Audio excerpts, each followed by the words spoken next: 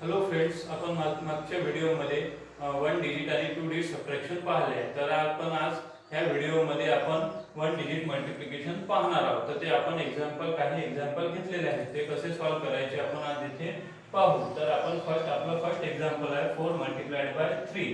आता याकरता तुम्हाला मल्टिप्लिकेशन करता टेबल पूर्ण लर्न असणं आवश्यक आहे. तर त्याकरता आपण 4 चा टेबल म्हणायचा आहे. तर 4 चा टेबल आपण 3 पर्यंत म्हणायचा. तर आपण तुम्ही टेबल लिहून पण बघू शकता. तर काउंट करायचं 4 1 जा 4, 4 2 जा 8 आणि 4 3 जा 12. तर तुमचा आन्सर येईल इथे 12. त्यानंतर आपलं दुसरं एक्झाम्पल आहे 6 मल्टिप्लाइड बाय 5. तर आपण आता 6 चा टेबल तुम्ही 5 पर्यंत काउंट करायचा आहे. तर करतो आपण 6 1 जा 6, 6 2 जा 12, 6 3 जा 18, 6 4 जा 24, 6 5 जा 30.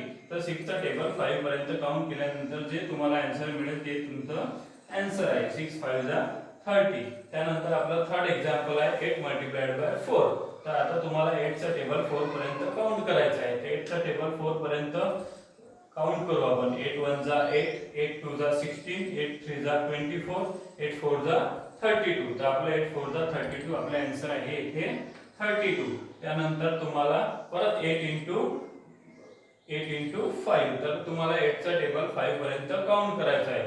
तर 8 1 जा 8, 8 2 जा 16, 8 3 जा 24, 8 4 जा 32, 8 5 जा 40. तर तुमचं इथे आन्सर आहे 40. याप्रमाणे तुम्ही हे मल्टिप्लिकेशन सॉल्व्ह करू शकता. त्याकरता तुम्हाला टेबल लर्न असणे आवश्यक आहे.